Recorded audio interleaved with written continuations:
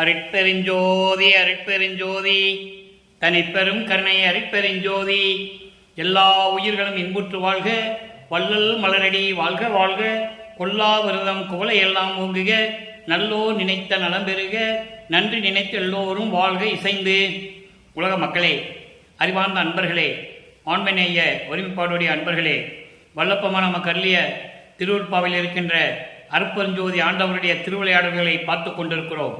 இன்றும் அருட்பெருஞ்சோதி ஆண்டவருடைய திருவிளையாடல் தொடர்கிறது. தன்னுடைய மகனை சுத்த சன்மார்க்கத்தை உலக மக்களுக்கு தெரியப்படுத்த வேண்டும் என்பதற்காக ஒரு தாயின் வழியாக இந்த மண்ணுலக்கை வருவிக்க செய்து அருட்பெருஞ்சோதி ஆண்டவர் 51 ஆண்டுகள் திருவிளையாடல் செய்து கொண்டிருக்கிறார். அதனுடைய தொடர்ச்சியை தான் நாம் பார்த்து கொண்டிருக்கிறோம். இன்று தனது மகனை 9வது வயதிலே ஆட்கொண்ட பிறகு, நமது பிள்ளை பெருமான் வல்லப்பமானவர்களை 9வது ஆண்டிலே ஆட்கொண்ட பிறகு எப்படியெல்லாம் ஒவ்வொரு 8 ஆண்டுகளுக்கு வந்து அருள் செய்து கொண்டிருக்கிறார் என்பதை தொடர்ச்சியாக பார்த்து கொண்டிருக்கிறோம். ஒவ்வொரு திருமுறையிலும் ஒவ்வொரு பதிகத்திலும் இருக்கின்ற பாடல்களுடைய விளக்கங்களில் இருந்து நாம் பார்த்து கொண்டிருக்கிறோம். அந்த வகையில் நாம் பார்க்க வேண்டிய பாடல் 1ஆம் திருமுறை 6வது பதிகம் திருவருள் முறையீடு 4வது பாடல். எப்படியெல்லாம் அருட்பெருஞ்சோதி ஆண்டவருடைய திருவிளையாடல் நடந்து கொண்டிருக்கிறது என்பதை ஒவ்வொரு பாடலின் மூலமாக நாம் பார்த்து கொண்டிருக்கிறோம். பாடலை நன்றாக கவனியுங்கள். பொய்யாம் உலக நடை நின்று சஞ்சலம் பொங்க, பொய்யாம் உலக நடை நின்று சஞ்சலம் பொங்க, முக்கன் ஐயா என் உள்ளம் அழலார் மெழுகு ஒத்து அலைகின்றதால், அழலார் மெழுகு ஒத்து அலைகின்றதால், பையார் அரவமதி சடையாய் செம்பவள நிற செஞ்சாய், செம்பவள நிற செய்யாய், எனக்கு அருள் செய்யாய் எனில், எனக்கு அருள் செய்யாய் எனில் என்ன செய்குவேனே. இது பாடல். அதாவது வல்லப்பமானை தனது மகனை 9வது வயதில் ஆட்கொண்டு விட்டு அருட்பெருஞ்சோதி ஆண்டவர் மறைப்பு நிலையை கொடுத்து சென்று விடுகிறார். அப்போ சமயங்களும் மதங்களும் மார்க்கங்களும் சூழ்ந்திருந்த காலகட்டங்களில் வல்லப்பமானவர்கள் இறைவனிடம் முறையீடு செய்கிறார். ஆட்கொண்ட தந்தை, ஆட்கொண்ட இறைவன் மீண்டும் தன்னை தனியாக விட்டு சென்று விட்டார் என்ற நிலையில் இருந்து கொண்டு திருவருள் முறையீடு செய்கிறார். எப்படி முறையீடு செய்கிறார்? பொய்யாம் உலக நடை நின்று, உன்னால இந்த மண்ணுக்கு வருவிக்க உற்று என்றால் வருவிக்க உற்ற நிலை மட்டும் அவருக்கு தெரிகிறது, வேற எந்த அருள் நிலையும் அவருக்கு தெரியாது. அதை நீங்க நல்லா கவனிச்சுக்கிட்டே வரணும். அப்போ இருக்கும்போது, அந்த நிலையில் இருக்கும்போது பொய்யான இந்த உலக வாழ்க்கையிலேயே நான் நின்று கொண்டு சஞ்சலம் பொங்க, சஞ்சலம் பொங்க என்பது துன்பம் அடைந்து, உன்னால் இந்த மண்ணுலைக்கு வருவிக்க உற்று நான் இவ்வளவு துன்பங்களை அனுபவித்துக் கொண்டிருக்கிறேன், சஞ்சலம் பொங்க நான் அனுபவித்துக் கொண்டிருக்கிறேன். முக்கன் ஐயா, 3 கண்களை உடைய இறைவனே. ஏன்னா இந்த பிரபஞ்சம் தோன்றிய காலத்திலிருந்தே 4 யுகங்களிலும் சிவபெருமானை இப்படிதான் அழைத்துக் கொண்டிருந்தார்கள். ஆமாம், சைவ சமயத்தினுடைய தலைவன் என்பதை நீங்கள் மறந்துவிடக்கூடாது. சிவம் வேறு, சிவன் வேறு, நடராஜன் வேறு, சொக்கநாதன் வேறு, தியாகராஜ பெருமான் வேறு, எல்லாம் வேறு வேறு. அருட்பெருஞ்சோதி ஆண்டவர் தனியாக நின்ற இறைவன், ஒப்பற்ற இறைவன், ஆதியும் அந்தமில்லா தோன்றிய இறைவன். யாரும் பிரபஞ்சத்தில் இறைவன் தோன்றியதை உலக மக்களுக்கு தெரிவிக்கவில்லை. அதுதான் விஷயம். அதை வல்லப்பமான் இந்த மண்ணுலைக்கு வருவிக்க உற்று தன்னுடைய தந்தையினுடைய நிலையை கூறுகிறார். அதே நேரத்தில் இறைவனுடைய திருவிளையாடல் எப்படியெல்லாம் நடந்தது என்பதையும் நாம் பார்த்து கொண்டிருக்கிறோம். முக்கன் ஐயா என் உள்ளம் அழலார் மெழுகு ஒத்து அழிகின்றதனால், என் உள்ளம் எப்படி துன்பப்படுகிறது என்றால், ஒரு மெழுகுவர்த்தியை கொளுத்தி விட்டால், ஒரு மெழுகுவர்த்தியை பற்ற வச்சு நிற்க வச்சோம்னா மெழுகு உறிஞ்சி தானா அழிஞ்சிடும், நெருப்பு அணைஞ்சிடும். அதுபோல என் உள்ளம் அழிந்து கொண்டிருக்கிறது, என் உள்ளம் துன்பப்பட்டு கொண்டிருக்கிறது. பையார் அரவமதி சடையாய், விஷம் கொண்ட பாம்புகளை கணித்து, விஷம் உடைய பாம்புகளை கழுத்தில் அணிந்து கொண்ட இறைவன், பிறைச்சந்திரனை முடியில் சூடிய இறைவன். அப்படிப்பட்ட இறைவனே, செம்பவள நிற செய்யாய், சிவப்பு நிற மேனி கொண்ட, சிவந்த மேனி கொண்ட இறைவனே, எனக்கு அருள் செய்யாவிட்டால் நான் என்ன செய்வேன்? இப்போ இவர் வருவிக்க உற்று 11 ஆண்டுகளுக்குள் இந்த நிலை ஏற்படுகிறது. வல்லப்பமானுக்கு வயது இல்லை. நான் ஏற்கனவே ஒவ்வொரு பதியத்திலும் கூறிக்கொண்டிருக்கிறேன், வல்லப்பமானுக்கு வயது இல்லை. அவர் ஒவ்வொரு யுகத்திலும் இருந்து கொண்டிருந்தவர். கலியுகத்திலே, கலியுகத்தினுடைய கடைசி கட்டத்தில் சமயங்களோ மதங்களோ மார்க்கங்களோ உலக மக்களுக்கு தேவையில்லை. சுத்த சன்மார்க்கம் தான் உலக மக்களுக்கு தேவை என்ற காரணத்தினால் சுத்த சன்மார்க்கத்தை நிறுவி தன் மகனிடம் கொடுத்து செயலாற்ற வேண்டும். இந்த திருவிளையாடல் நடந்து கொண்டிருக்கிறது. அப்போ இந்த காலகட்டங்களில் இறைவனை பார்த்து முறையீடு செய்கிறார். எப்படி முறையீடு செஞ்சாலும் பார்த்துட்டோம். நம்ம மெழுகுவத்தி உருகுவது போல என் உள்ளம் உருகி கொண்டிருக்கிறது, துன்பப்பட்டு கொண்டிருக்கிறேன். உன்னால் இந்த பொய்யான வாழ்க்கையிலே, உலக வாழ்க்கையிலே அழியக்கூடிய இந்த பொய்யான வாழ்க்கையிலே நான் இருந்து கொண்டு துன்பப்பட்டு கொண்டிருக்கிறேன். நீ எப்போ எனக்கு அருள் செய்வாய் என்று முறையிடுகிறார். இப்போ முறையீடு முடிஞ்ச உடனே அடுத்த கட்டத்துக்கு வருவோம். முறையீடு செய்வதே 232 பாடல்களில் கூறியிருக்கிறார். நம்ம இன்னைக்கு 4வது பாடலில் தான் இருக்கிறோம். இன்னும் காலங்கள் இருக்கிறது. ஒவ்வொரு பாடலின் மூலமாக அருட்பெருஞ்சோதி ஆண்டவருடைய திருவிளையாடல் எப்படி நடந்தது, பிரபஞ்சத்தில் எல்லா திருவிளையாடலையும் சொன்னார்கள். சிவபெருமான் செய்த திருவிளையாடல்கள், திருமால் செய்த திருவிளையாடல்கள், எல்லாருடைய திருவிளையாடல்களையும் சொன்னார்கள். அருட்பெருஞ்சோதி ஆண்டவர் செய்த திருவிளையாடலை, திருவெட்பாவில் இருக்கின்ற உண்மையை யாரும் இந்த உலக மக்களுக்கு தெரிவிக்கவில்லை. 202 ஆண்டுகளாக பொதுப்படையாக பேசினார்கள். அதுதானே உண்மை. பொதுப்படையாக பேசினார்கள். இறைவனுடைய இறைநிலையை யாரும் பேசியதில்லை. அதை தெளிவாக கூறலாம். இப்போ முறையீடு செஞ்ச பிறகு 2ஆம் திருமுறைக்கு வரும். இந்த 1ஆம் திருமுறையும் 2ஆம் திருமுறையில பாதியும் அந்த திருவிளையாடல் நடக்கும்போது வல்லப்பமானவர்கள் திருவெற்றியூருக்கு செல்லவில்லை. நல்லா புரிஞ்சுக்கணும். தனிமையான ஒரு இடத்தில் இருந்து கொண்டு இறைவனிடம் முறையீடு செய்து கொண்டிருக்கிறார். இப்ப 2ஆம் திருமுறையிலே புண்ணிய விளக்கம் என்ற பதிகத்திலே 1வது பதிகத்திலே 4வது பாடல். இந்த பாடல் எப்படிப்பட்டதுன்னா, மனம் ஒரு நிலையில் இல்லை, மனம் அலைபாய்கிறது, பிள்ளைப்பெருமானவருடைய மனநிலை துன்பப்படுகிறது. வருவிக்க விட்டவன் என்ற நிலை மட்டும் தெரியது மட்டுமல்லாமல், ஏற்கனவே நீ என்னுடைய பிள்ளை, வருவிக்க விட்டவன் என்ற நிலை உலக மக்களுக்கு யாருக்கு தெரியக்கூடாது. நான் ஆட்கொண்ட வரைக்கும் வேஷம் மட்டும்தான் போடணும்னு சொல்லி தான் அனுப்புறாரு. பாடலில் விளக்கம் இருக்கு. அப்போ அந்த நிலையில் இருக்கும்போது இவருடைய மனநிலை துன்பப்படுகிறது, துயரப்படுகிறது. அப்போ இந்த சமயங்களும் மதங்களும் மார்க்கங்களும் சூழ்ந்த காலகட்டங்களில் மனநிலை சரியில்லை என்றால், மனத்தில் குழப்பம் இருப்பதாகவோ, துன்பப்பட்டாலோ துயரப்பட்டாலோ, வீட்டிலே பிரச்சனைகள் இருந்தாலோ, உலகியலிலே உலக மக்கள் கோயிலுக்கு செல்லுவார்கள். அங்க போய் திண்ணூர் பூசிக்குவாங்க. சிவாய நம, சிவ சிவா, நமச்சிவாயன் பூசிக்குவாங்க. அப்படி பூசிக்கொண்டால் துன்பம் தீரும் என்ற ஒரு நம்பிக்கை அவங்களுக்கு. நம்பிக்கை மட்டும்தான், அது விஷயங்கள் நிறைய இருக்கு. அந்த நம்பிக்கையிலே திருநூறு பூசிக்கிறாங்க. இது சமய குறியீடுகள், மத குறியீடுகள், மார்க்கங்களுடைய குறியீடுகள். நம்ம பிள்ளை பெருமானவர்களும் திருநூறு பூசிக்கொண்டுதான் இருந்தார். இதில் எந்த விதமான மாற்று கருத்து கிடையாது. ஏன்னா இறைவனுடைய திருவிளையாடல் நடந்து கொண்டிருக்கிறது, அப்படிதான் பையன் இருக்கணும்னு சொல்லி அங்கே இருக்க வைக்கிறார். பின்னாளில் பின்பருவம் அருளும் போது, பின்பருவம் காட்டி அருளும் போது, ஆனால் பாடலிலே உண்டு முன்பருவம் பின்பருவம் காட்டி அருள்வாய் என்று சொல்லுவார். பின்பருவத்திலே வரும்போது சுத்த சன்மார்க்கத்தை பெற்ற பிறகு இது தேவையில்லை என்று சொல்லுவார். அந்த வழிகளை தான் இப்ப நம்ம பார்த்துட்டு இருக்கோம், படிப்படியாக பார்த்துட்டு இருக்கோம். சுத்த சன்மார்க்கத்துக்கு எந்த குறியீடும் தேவையில்லை. இறைவனுக்கு உகந்ததல்ல, இறைவனுக்கு பிடிக்காதது அருட்பெருஞ்சோதிக்கு. அதை தான் நம்ம பார்த்துட்டு இருக்கோம். இப்போ புண்ணிய விளக்கத்தில் சொல்லுவாரு, மனம் ஒரு நிலையில் இல்லை, மனம் அலைபாய்ந்து கொண்டிருக்கிறது, குரங்கு போல தாவிக்கொண்டிருக்கிறது என்று சொல்லுவார்கள் பிள்ளை பெருமானவர்கள், நமது இறைவன். அந்த நிலையில் இருக்கும்போது மனதிடம் சொல்லுகிறார், மனமே பயப்படாதே, அஞ்சாதே, துயரப்படாதே, சிவாயனமா என்று சொல்லி திருநீறி இட்டுக்கோ என்று சொல்லுவார். இது உண்மை. அப்புறம் வரும்போது இது வேண்டாம்னு சொல்லுவார், அதுவும் உண்மை. அதை தான் இப்போ நம்ம பார்த்துட்டு இருக்கோம். அப்போ திருநீர் இட்டுக்கோன்னு சொல்றாரு. அதை ஒரு பாடலில் சொல்லுகிறார், நல்ல கவனிங்க.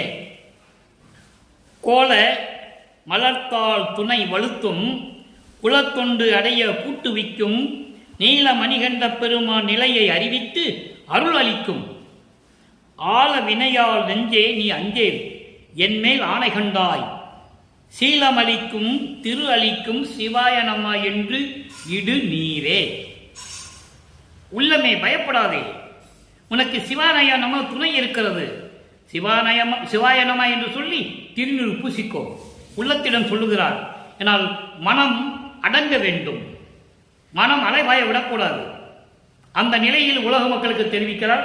அந்த காலகட்டத்தில் இருக்கும்போது, முன்பருவத்தில் இருக்கும்போது அருப்பஞ்சாண்டவர் திருவிளையாடல் நடந்து கொண்டிருக்கிறது. அப்போ சிவாய நம என்று நீரிடு என்று சொல்லுகிறார். எப்படி? மனமே கவலைப்படாதே, கலங்காதே, பயப்படாதே, சிவாய நம என்று சொல்லி திருநீர் பூசிக்கோ. அந்த திருநீர் பூசிக்கொண்டால் அருளுடைய அழகான திருவடிகள், இறைவனுடைய திருவடிகளுடைய துணை உனக்கு கிடைக்கும். இறைவனுடைய துணை கிடைத்து விட்டால் உனக்கு பயம் போய்விடும், அச்சம் போய்விடும், துயரம் போய்விடும். அதோடு மட்டுமல்ல, நீலக மணிகண்டனுடைய நிலையை தெரிவிக்கும். நீல மணிகண்டன் என்பது பார்க்கடலிலே அமுதம் கடையும் போது பாம்பு விஷத்தை கக்குகிறது, உமிழ்கிறது. அமுதத்திலே விஷம் உமிழ்ந்த போது தேவர்கள் எல்லாம் திகைத்துக் கொண்டிருக்கிறார்கள். சிவபெருமான் எதையும் யோசிக்காமல் உடனே அந்த விஷத்தை தான் உண்டு கழுத்திலே நிறுத்திக் கொள்ளுகிறார். இது புராணத்தில் எல்லா நிலைகளிலும் உண்டு. அதைதான் வல்லப்பமானும் கூறுகிறார். அப்படி விஷத்தை உண்டு நீளமாக மாறக்கூடிய மாறியிருந்த அந்த கழுத்திலே நிறுத்தி கொண்ட இறைவன் அவருடைய அருள் நிலையை உனக்கு கொடுக்கும், தெரிவிக்கும். அதோடு மட்டுமல்ல, அடியார்களுடைய நட்பு கிடைக்கும். உனக்கு குலத்தொண்டு அடைய கூட்டுவிக்கும், அடியார்களுடைய நட்பு கிடைக்கும். எனவே துன்பத்தினால் துயரப்படக்கூடிய நெஞ்சமே, நீ பயப்படாதே, சிவாயனமா என்று திருநீரு பூசிக்கோ என்று மனதிடம் சொல்லுகிறார், உள்ளத்திடம் சொல்லுகிறார். இது ஒரு நிலை. அதன் பிறகு மூன்றாம் திருமுறை வருவோம். இப்போ ஒன்றாம் திருமுறையை பார்த்துட்டோம். திருவருள் முறையீடு செய்கிறார், அருள் வேண்டும் என்று முறையீடு செய்கிறார். இரண்டாம் திருமுறையிலே மனதை கட்டுப்படுத்துகிறார். பிரபஞ்சம் தோன்றிய காலத்திலிருந்தே 4 யுகங்களிலுமே இதான் நடந்தது. அப்போ அந்த நிலையை கூறுகிறார். அதன் பிறகு மூன்றாம் திருமுறையிலே திருவுலா பேர் என்ற பதிகத்திலும், இரண்டாவது பதிகமாகிய நாரையும் கிளியும் நாட்டுறும் தூது, நாரையும் கிளியும் நாட்டுறும் தூது என்ற பதிகத்திலேயும் இருக்கின்ற பாடலுடைய சுருக்கத்தை பார்க்க போகிறோம். ஏற்கனவே இந்த பாடலுடைய விளக்கம் நம்ம கொடுத்தாகிவிட்டது. இருந்தாலும் இறைவனுடைய திருவிளையாடலை தொடர்ச்சியாக கூறும்போது இதையும் சொல்லியாக வேண்டும். நிலை மாறும்போது திருவொற்றியூர் செல்லுகிறார். இப்ப இதுவரைக்கும் பார்த்ததால் அவர் திருவொற்றியூருக்கு செல்லவில் போகல, இப்போ திருவொற்றியூருக்கு போறார். இப்படியே இருந்தா எப்படின்னு சொல்லி 2வது எட்டுக்குள் கடந்து 3வது எட்டுக்கு செல்லுகிறார். 3வது எட்டு என்பது 24 வல்லப்பமான வருவிக்க உற்று 24 ஆண்டுகளுக்குள் இது நடக்குது. அருப்பஞ்சாடைய திருவிளையாடல் 24ஆம் ஆண்டு வரைக்கும் என்ன நடந்ததுன்னு இப்போ நம்ம பார்த்துட்டு இருக்கோம். 24 ஆண்டுக்கு அப்புறம் அடுத்த 8 32 ஆண்டுகளுக்குள் இறைவனுடைய திருவிளையாடல் எப்படி நடக்கிறது பின்னால பார்க்க போறோம். இப்போ 3ஆம் திருமுறை எடுத்துக்கங்க. திருவுலா பேரு, நாரையும் கிளியும் நாட்டுறும் தூது, இந்த 2 பதியத்தில் சேர்க்கின்ற இந்த பாடலுடைய விளக்கம். நான் திருவொற்றியூருக்கு சென்று கொண்டிருந்தேன். என் மனம் ஒரு நிலையில் இல்லை. பிள்ளை பெருமான் கூறுகிறார்கள், இறைவன் என்ன திருவிளையாடல் செய்கிறானோ என்று எனக்கு தெரியவில்லை. திருவொற்றியூருக்கு சென்று நான் திருவிழா வீதியிலே பவனி வரும்போது தியாகராஜ பெருமானை பார்ப்பதற்காக நான் அங்கே நின்று கொண்டிருக்கிறேன். இறைவனுடைய பவனியை கண்டேன். பவனியை கண்ட போது என்னை திரும்பி பார்க்காமல் தியாகராஜ பெருமான் தெருவழியாக ஓடுகிறார். நானும் அவர் பின்னாலேயே ஓடினேன். ஓட்டத்தை பிடிக்க முடியவில்லை. இங்கே திருவிளையாடல் நடக்குது. அதுதான் இந்த பாடலுடைய விளக்கத்தை நான் கூறிக்கொண்டிருக்கிறேன். ஏற்கனவே விளக்கம் கூறியிருந்தாலும் கூட மறுபடியும் மக்களுக்கு தெரிவிக்க வேண்டும். ஓடுகிறார். இறைவன் ஓடிய பிறகு இவரால் என்ன பண்ண முடியும்? உடனே தன்னுடைய மனக்குமுறலை தன்னை தலைவியாகவும் இறைவனை தலைவனாகவும் வர்ணனை செய்து நாரையிடம் தூது அனுப்புகிறார். நாரையிடம் எப்படி சொல்லி தூது அனுப்புகிறார்? உன்னை நினைத்து எங்கள் தலைவி வருந்துகிறாள். உண்ண முடியவில்லை, தூங்க முடியவில்லை, சரியாக ஆடைகளை அணிவதில்லை, தூயமாக இருப்பதில்லை, நீராடுவதில்லை, இப்படியெல்லாம் சொல்லி நீ இறைவனிடம் போய் சொல்ல நாரையை தூது அனுப்புகிறார். தூது போன நாரை திரும்பி வரவில்லை. இறைவனுடைய திருவிளையாடல் நடந்து கொண்டிருக்கிறது. அடுத்து கிளிகளை தூது அனுப்புகிறார். இதே நிலையை சொல்லி தன்னுடைய மனக்குமுறலை மன வருத்தத்தை சொல்லி கிளிகளை தூது அனுப்புகிறார். கிளிகளும் திரும்பி வரவில்லை. அதன் பிறகு இப்படியெல்லாம் வருத்தப்பட்டு கொண்டிருந்த நிலையில் 4ஆம் திருமுறைக்கு வருகிறோம்.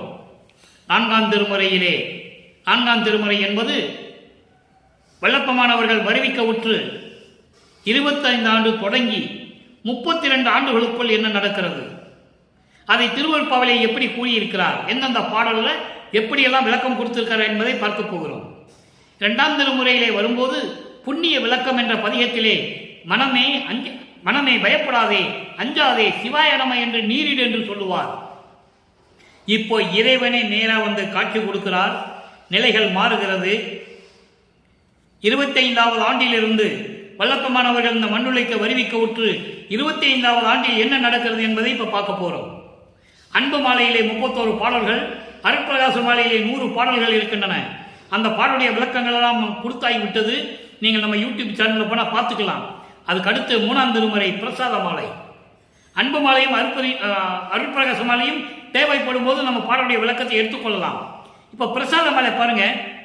இறைவன் எப்படி வருகிறார், தன் மகனுக்கு என்ன கொடுக்கிறார், நல்லா கவனிக்கணும். பொத்தம் பொதுவாக பேசுறது சரியாது.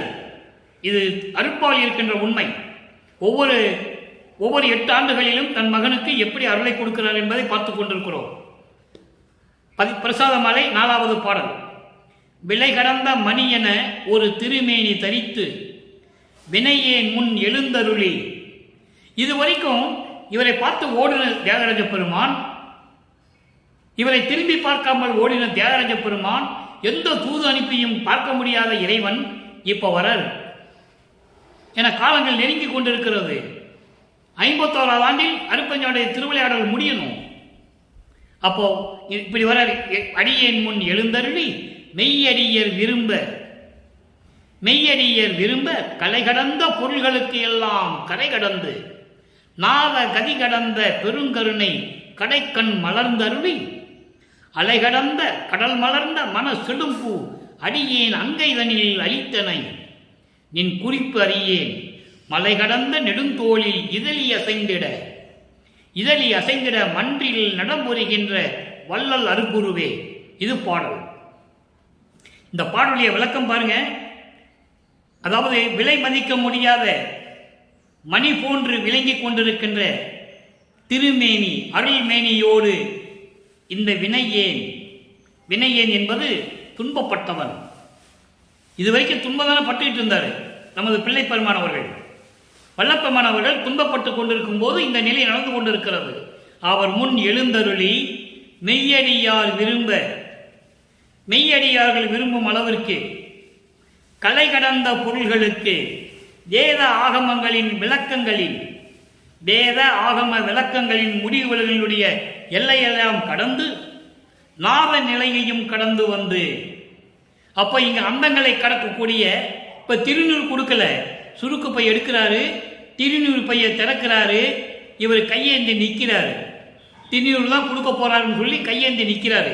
ஏற்கனவே இதற்கு முன்னால் இந்த 3 பாடல்ல பார்த்துட்டோம். சுத்த தேகம், புறவண தேகம், ஞான தேகம் எப்படி கொடுத்தாருன்னு நம்ம பார்த்துட்டோம். இன்னும் அவர் அடையவில்லை. அந்த அருள் கொடையை கொடுக்கிறார். இதெல்லாம் அடையணும்னா சுத்த சன்மார்க்கத்துக்கு வரணும். சுத்த சன்மார்க்கம் கொடுத்த பிறகுதான் அது வந்து நடக்கும். அந்த நிலைக்கு வந்து கொண்டு இருக்கிறார்கள்.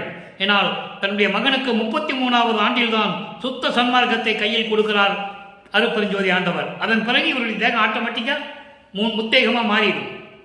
இப்போ நாத கதி கடந்த பெருங்கரணி, நாத நிலைகளை எல்லாம் கடந்து அந்தங்கள் 6 அந்தங்கள் இருக்கின்றன. கலாந்தம், யோகாந்தம், போதாந்தம், நாதாந்தம், வேதாந்தம், சித்தாந்தம். இப்படி எல்லா நிலைகளையும் கடந்து பெருங்கருணை கடைக்கண் மலர்ந்து, அதை ஓரக்கண்ணுன்னு சொல்லுவாங்க. அருள் பார்வை ஒரு ஓரமாக தான் பார்த்துருக்காரு, முழுசா பார்க்கல. முழுமையாக அருள் கண்ணை பார்க்கவில்லை. கடைக்கண் பார்வை,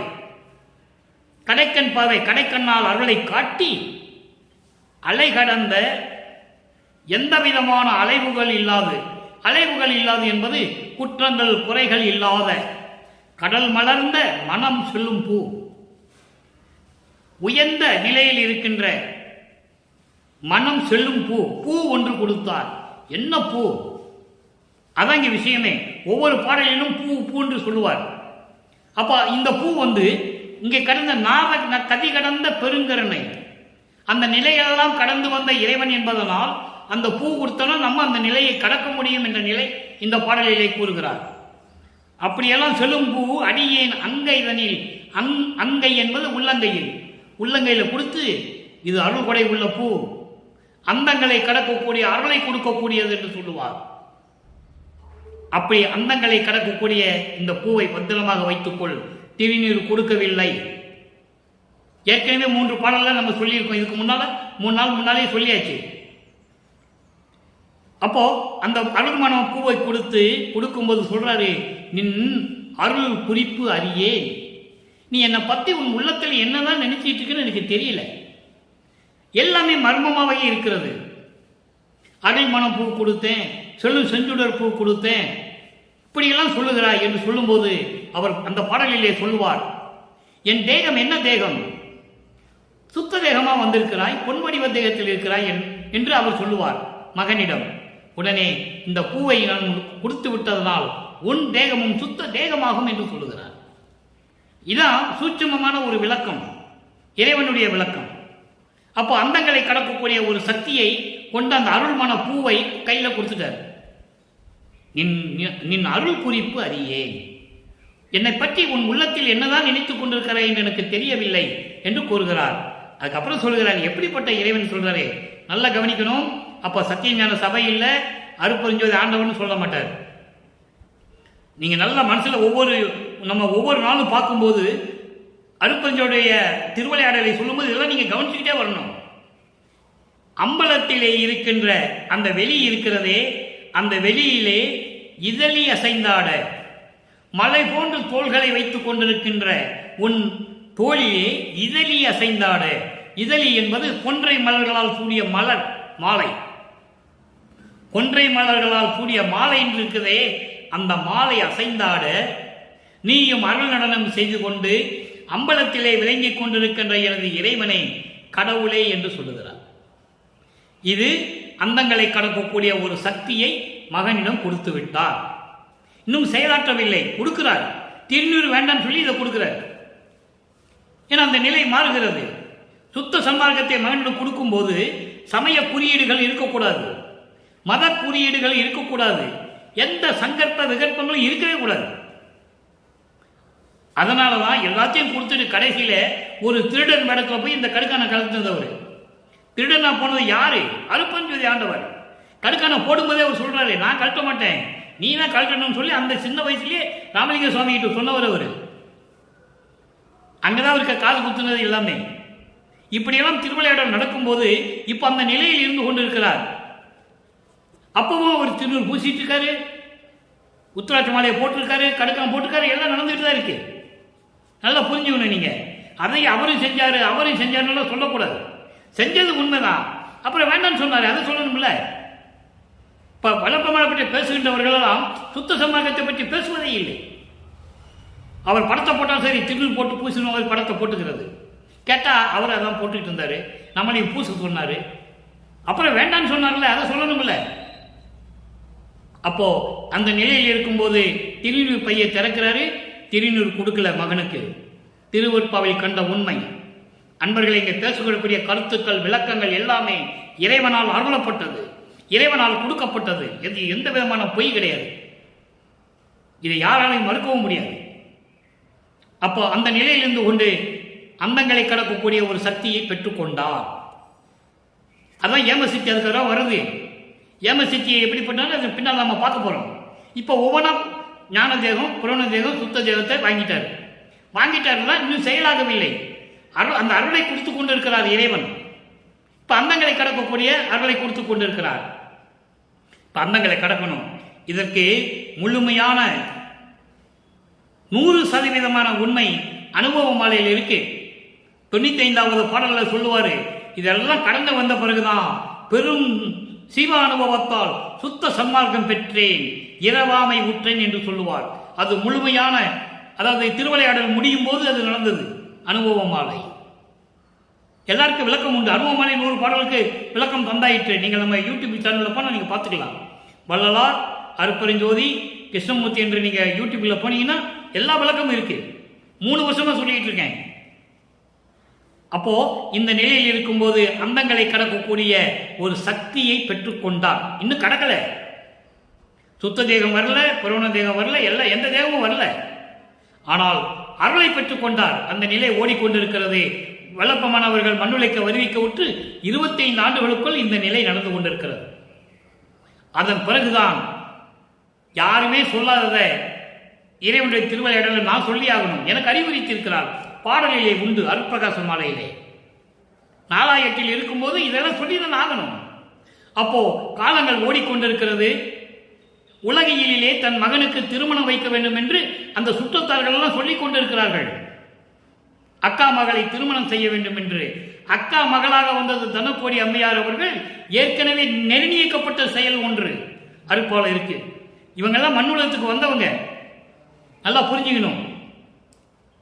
திட்டமிட்டு வந்தவர்கள், அருப்பரஞ்சோதி ஆண்டவருடைய திட்டமிட்டு இங்கே வந்தவர்கள்.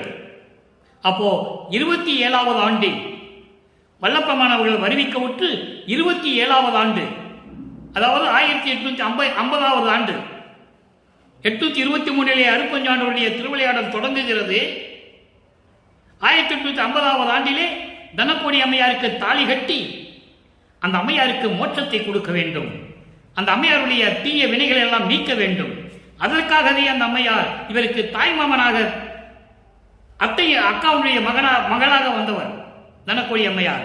அந்த பெண்ணுக்கு இவர் தாய்மாமனானவர். ஒரு மாது பெற்ற மகன் பொருட்டாக உவந்து முன்னம் ஒரு மாமனாகி வழக்குரைத்தாய். என் வழக்கு உரைத்ததற்கு 2 நிலத்து போல் வேடம் கட்டி இருத்திக்கிறோ. நீ மண்ணுலகத்தில் செய்யற ஒவ்வொரு செயலும் வேஷம் மட்டும்தான் நீ போடணும். நீ யாருன்னு இந்த உலகத்துக்கு தெரியக்கூடாது. இப்படி அருப்பஞ்சாண்டவரிடம் சத்தியம் செய்து கொண்டு மண்ணுலகுக்கு வந்தவர் பிள்ளை பெருமான் வல்லப்பமானவர்கள் என்பதை இங்கு நான் பதிவு செய்ய கடமைப்பட்டிருக்கிறேன். அதனால் அவர் சொல்ல முடியாது. உலகையில் திருமணம் செய்யணும்னு சொல்றாங்க. முதல்ல எனக்கு விருப்பமில்லை என்று சொல்லுவதாக செவிவெளி செய்திகள்லாம் உண்டு. ஆனால் கட்டிதான் ஆகணும். அது காலத்தின் கட்டாயம். உடனே திருமணம் ஏற்பாடுகள் நடந்து கொண்டிருக்கிறது. இவர் தாலி கட்ட வேண்டும். தாலி கட்டுகிறார். வானவர்கள் வந்து மலர் தூவி வாழ்த்துகிறார்கள். மனப்போது வீற்றிருந்தான் மாலையன் ஆதி அனைவரும் என்று சொல்லுவார்.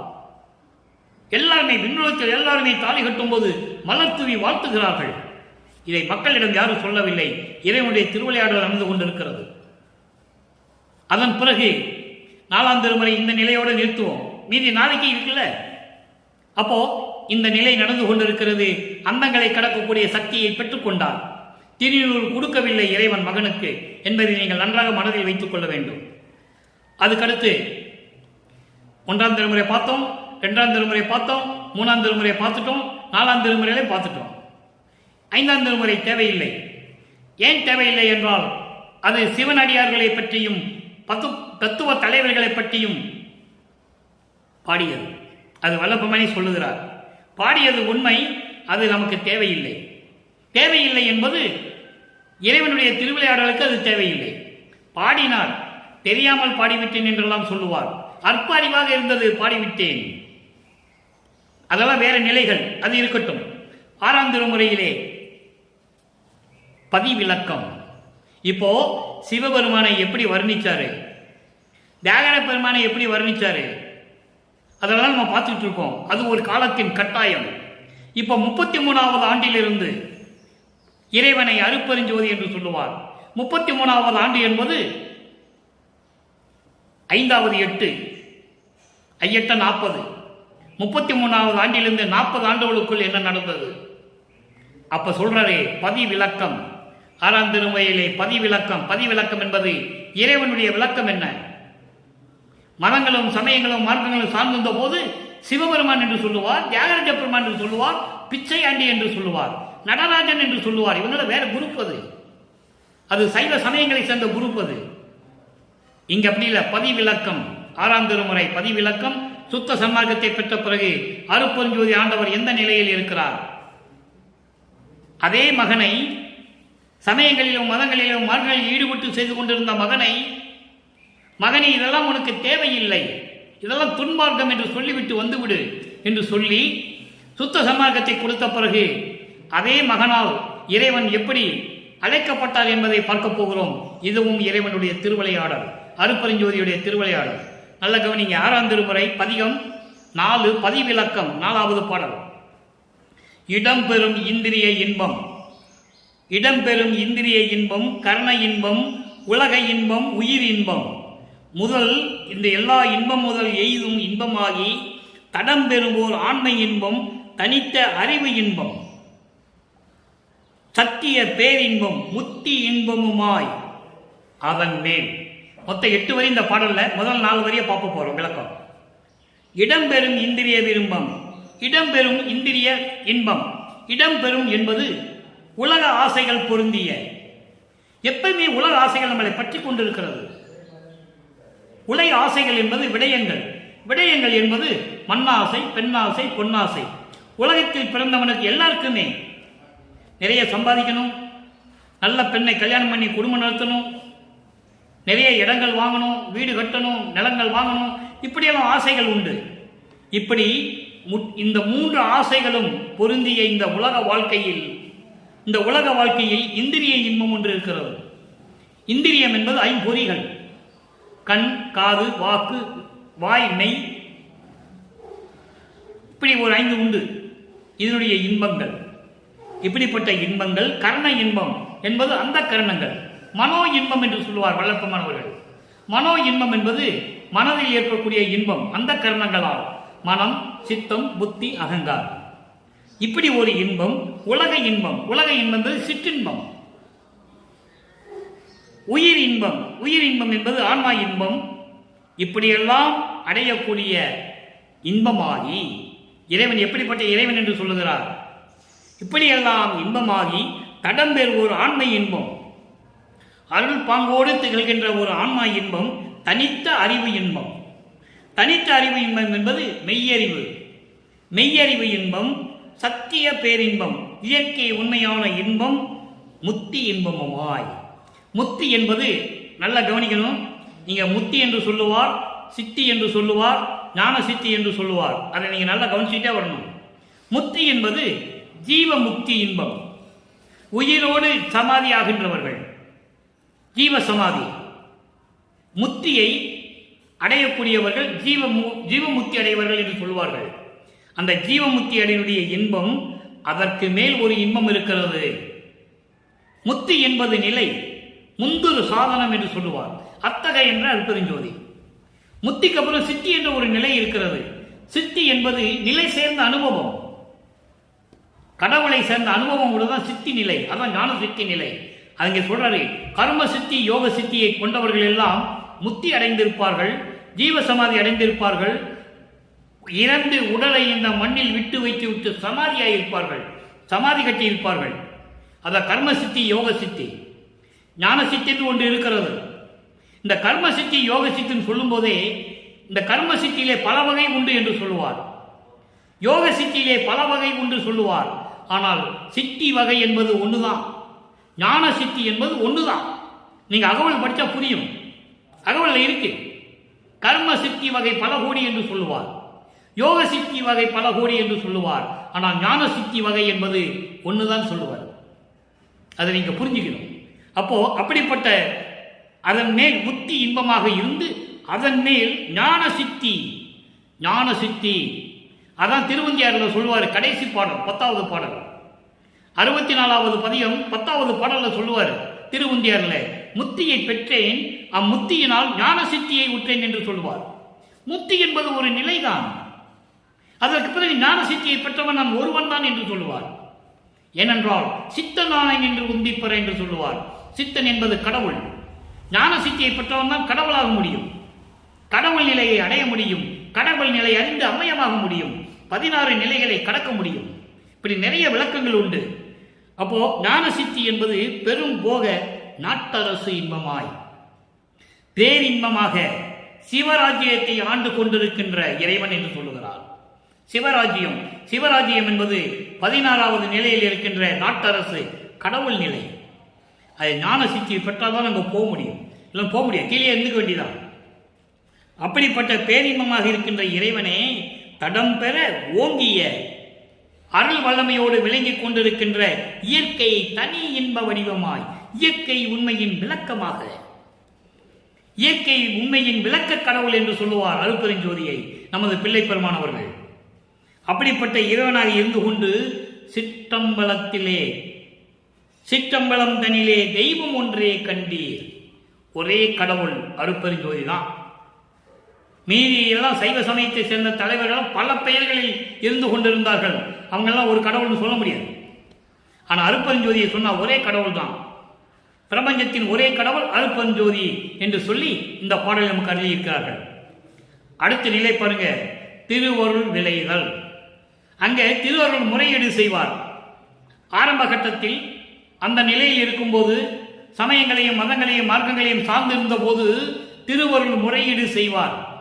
உன்னாலே வருவிக்க விட்டவன் துன்பப்பட்டு கொண்டிருக்கிறேன், எப்போ உனது அருள் கிடைக்கும், மெழுகுவத்து போல உருகி கொண்டிருக்கிறேன் என்று சொல்லுவார். இங்கே சுத்த சன்மார்க்கத்தை பெற்ற பிறகு எப்படி திருவருள் விளைதல், திருவருள் வேண்டுதல், எப்படி விரும்பி வேண்டுகிறார் இறைவனை. 4வது பாடம், தரித்திடேன் சிறிதும் தரித்திடேன்.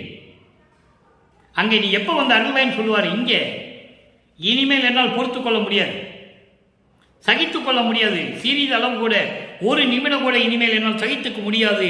எனது தளர்ச்சியும் துன்பமும் தவிர்த்தே, எனது மன தளர்ச்சியும் துன்பங்களையும் நீக்கி தெரித்திடல் அனைத்தும், எல்லா விஷயங்களையும் எல்லா விளக்கங்களையும் அறிவிக்க வேண்டிய எல்லாவற்றையும் எனக்கு அறிவிக்க வேண்டும், தெரித்திடல் வேண்டும்.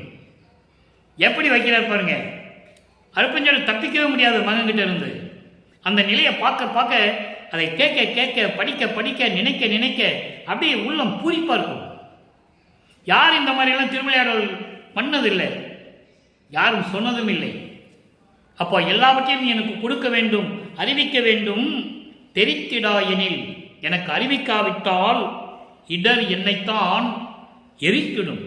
துன்பங்கள்லாம் வந்து என்னை அழிச்சிடும், துன்பம்லாம் வந்து எனக்கு அழிச்சிடும். நீ சீக்கிரம் எனக்கு அருளை கொடு, தெரிவிக்க வேண்டியதை தெரிவித்து விடு, அறிவிக்க வேண்டியதை அறிவித்து விடு, அருள வேண்டியதை கொடுத்து விடு. தந்தையிடம் கேட்கிறார். அப்போ ஐயோ என் செய்வேன், எங்கே எய்துகிறேன், நான் எங்க போவேன், யார் துணை என்பேன், யார் துணை என்பேன், மற்றவர்களை நான் மதிப்பதில்லையே. மறந்தும் என்ற நாவால் உரைக்க மாட்டேன் சிறு தெய்வ நாமங்களை என்று சொல்லுவார். அருட்பெருஞ்சோதி ஆண்டவரை தவிர எல்லாமே சிறு தெய்வ நாமங்கள். ஆனால் அதை மாற்றி சொல்லிவிட்டார்கள். பலியிடுவதுதான் சிறு தெய்வங்களுடைய கோயில்கள் என்று சொன்னார்கள். அப்படி அல்ல, எல்லாமே சிறு தெய்வங்கள் தான், வல்லற்பமானை தவிர, அருட்பெருஞ்சோதி ஆண்டவரை தவிர. அப்படி மறந்தும் என்ற நாவால் உரைக்க மாட்டேன் சிறு தெய்வ நாமங்களை என்று சொல்லுவார். ஆனால் அதே வல்லற்பமானவர்கள் சமயங்களிலும் மதங்களிலும் மார்க்கங்களில் இருக்கும்போது அவர்களை பற்றி பாடியிருக்கிறார்கள். காரணம், அங்கே இறைவனுடைய திருவிளையாடல் நடந்து கொண்டிருக்கிறது, சொல்லிதான் ஆக வேண்டும். நிலை மாறும்போது வேண்டாம் என்று சொல்லுவார். அடுத்து பாருங்க, திரித்த நெஞ்சகத்தேன். இங்க சொல்லிட்டாரா, திரித்த நெஞ்சகத்தேன். திரித்த என்பது மாறுபாடு கொண்ட மனமுடையவன். சமயங்களையும் மதங்களையும் மார்க்கங்களையும் நான் இருக்கும் போது பற்றி கொண்டு அந்த நெறிகளை பின்பற்றி கொண்டிருந்த போது நானும் முரண்பாடுகளை வேண்டி விரும்பி வைத்துக் கொண்டிருந்தேன் என்று சொல்லுகிறார். கடைபிடித்துக் கொண்டிருந்தேன், நடைமுறையில் வைத்துக் கொண்டிருந்தேன். காரணம், திருநீர் பூசிக் கொண்டிருந்தேன், உத்திராட்ச மாலையை போட்டுக் கொண்டிருந்தேன், கடுக்கான் போட்டுக் கொண்டிருந்தேன், எல்லாமே நானும் செஞ்சுக்கிட்டு இருந்தேன். அப்படி மாறுபட்ட மனம் கொண்ட நான், என்னை என்னுடைய சரித்திரம் அனைத்தும் திருவுள்ளம் அறிந்ததுதானே. என்னுடைய செயல்களையும் எப்படி உன்னால் இந்த மண்ணுக்கு வருவிக்க விட்டேன், ஒரு தாயின் வழியாக வருவிக்க விட்டு நான் எப்படியெல்லாம் துன்பப்பட்டேன், இதெல்லாம் உனக்கு தெரிஞ்சது தானே. நீ இல்லாமல் இது நடந்ததா? எல்லாமே உன்னுடைய திருவிளையாடல் தானே என்று சொல்லுகிறார். எல்லாமே உன்னுடைய திருவிளையாடல் தானே நடந்தது, எல்லாம் உனக்கு தெரியுமே, சீக்கிரமா அருளை கொடு என்று சொல்லுகிறார். சரி, இப்போ அருளை கொடுன்னு விண்ணப்பம் வச்சுட்டாரு, திருவருள் விளைதல் வேண்டுதல் எல்லாம் வச்சுட்டாரு. இப்போ அருளை கொடுத்ததை எப்படி சொல்லுகிறார்? பதிகம் 48, ஆண்டு அருளிய அருமையை வியத்தல். இந்த பாடலுடைய விளக்கமெல்லாம் நாம் ஏற்கனவே கொடுத்தாகிவிட்டது. இருந்தாலும் நாம் தொடர்ச்சியாக பார்க்கும்போது இறைவனுடைய திருவிளையாடலை பற்றி சொல்லும்போது இந்த பாடலினுடைய விளக்கத்தை சொல்ல வேண்டிய கடமை எனக்கு இருக்கிறது. உங்களுக்கு புரிய வேண்டும், தெரிய வேண்டும் என்பதற்காகத்தான் மீண்டும் அந்த பாடலுடைய விளக்கத்தை உங்களுக்கு சொல்லிக்கொள்ள நான் கடமைப்பட்டிருக்கிறேன். ஆண்டு அருளிய அருமையை வியத்தல். எப்படி இறைவன் தன்னை ஆட்கொண்டார்? 4வது பாடல். அச்சன் நீக்கே என் ஆரியன் என்கோ. என்கோ என்றால் என்று சொல்லுவதா, உன்னை எப்படி அழைப்பது என்று அழைப்பதா, எப்படி வேணா நீங்க எடுத்துக்கலாம். அம்பலத்து எம்பீரான் என்கோ, நிச்சலும் எனக்கே கிடைத்த வாழ்வு என்கோ நீடும் என் நேயனே என்கோ பிச்சனேற்கு அளித்த பிச்சனே என்று சொல்கிறார். நல்லா கவனிக்கணும். இதெல்லாம் எந்த அகராதியெல்லாம் விளக்கம் கிடைக்காது. இறைவன் சொன்னாதான் இதை விளக்கி சொல்ல முடியும், இல்லைன்னா யாராலும் சொல்ல முடியும். சுத்த சன்மார்க்கத்துடைய விளக்கம் தெரிஞ்சிருக்கணும், சுத்த சன்மார்க்கத்தில் இருக்கணும். அருட்பெருஞ்சோதி தான் கடவுள் என்ற நிலையில் இருக்கணும். அப்படி இருந்தால் தான் இந்த விளக்கம் சொல்ல முடியும் என்பதை நான் சொல்லிக் கொள்வதில் பெருமைப்படுகிறேன், பூரிப்படுகிறேன்.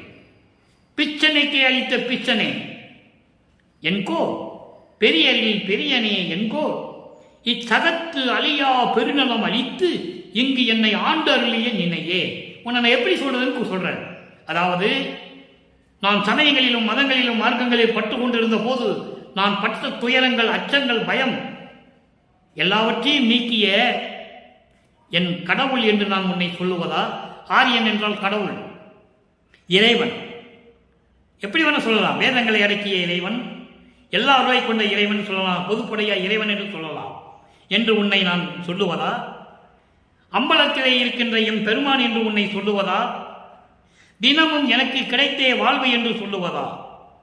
எப்பொழுதும் நிரந்தரமாக, நிச்சல் என்பது எப்பொழுதும் நிரந்தரமாக எனக்கு கிடைத்த வாழ்வு என்று உன்னை சொல்லுவதா?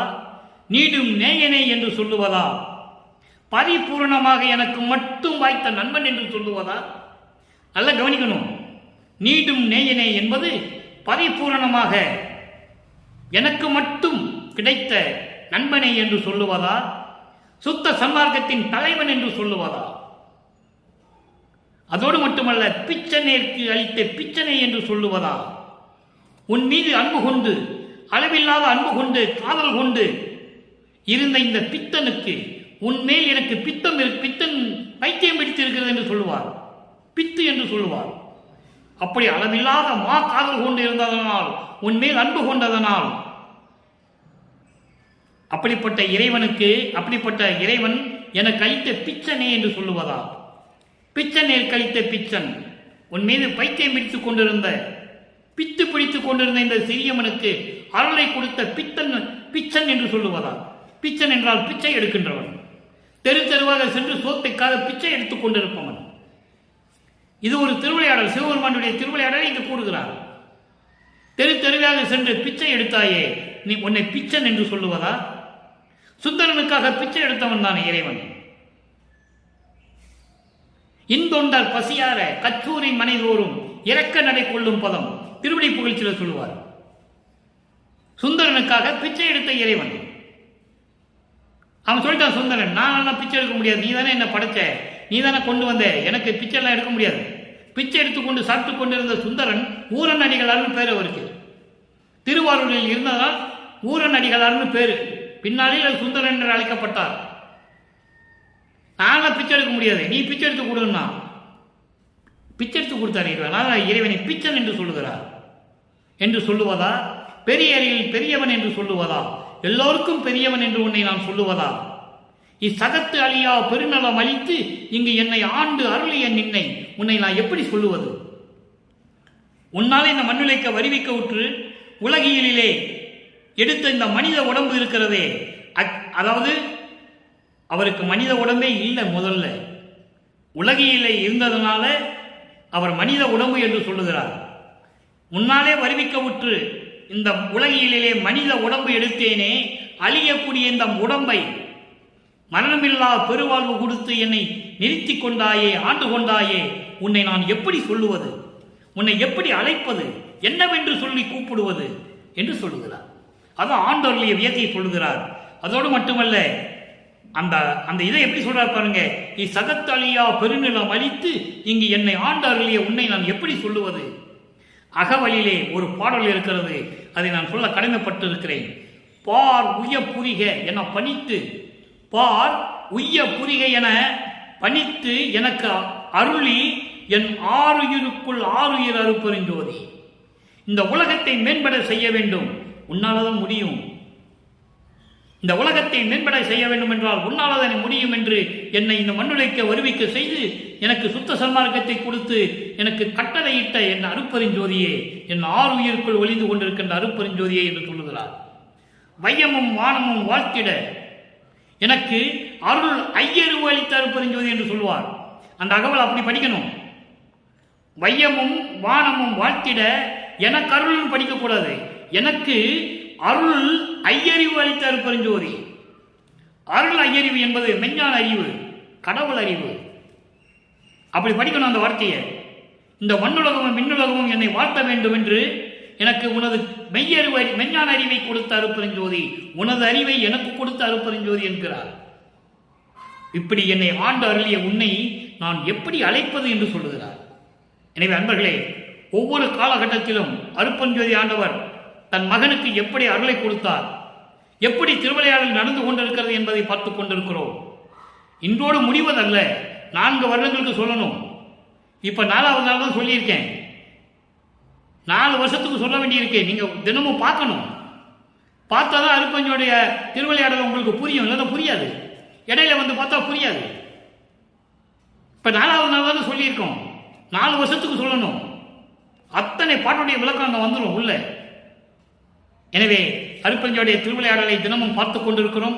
தொடர்ச்சியாக நீங்களும் பார்க்க வேண்டும் என்று நான் விரும்புகிறேன்.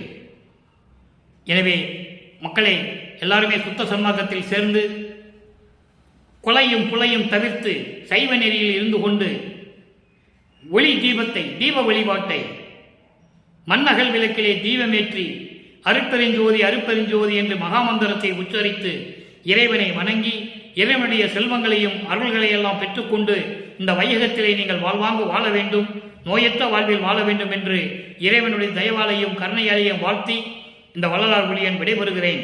மீண்டும் நாளை சந்திப்போம். நன்றி, வணக்கம். அருட்பெருஞ்சோதி ஆண்டவருடைய திருவிளையாடல் தொடர்கிறது. அருட்பெருஞ்சோதி அருட்பெருஞ்சோதி, தனிப்பெரும் கருணை அருட்பெருஞ்சோதி.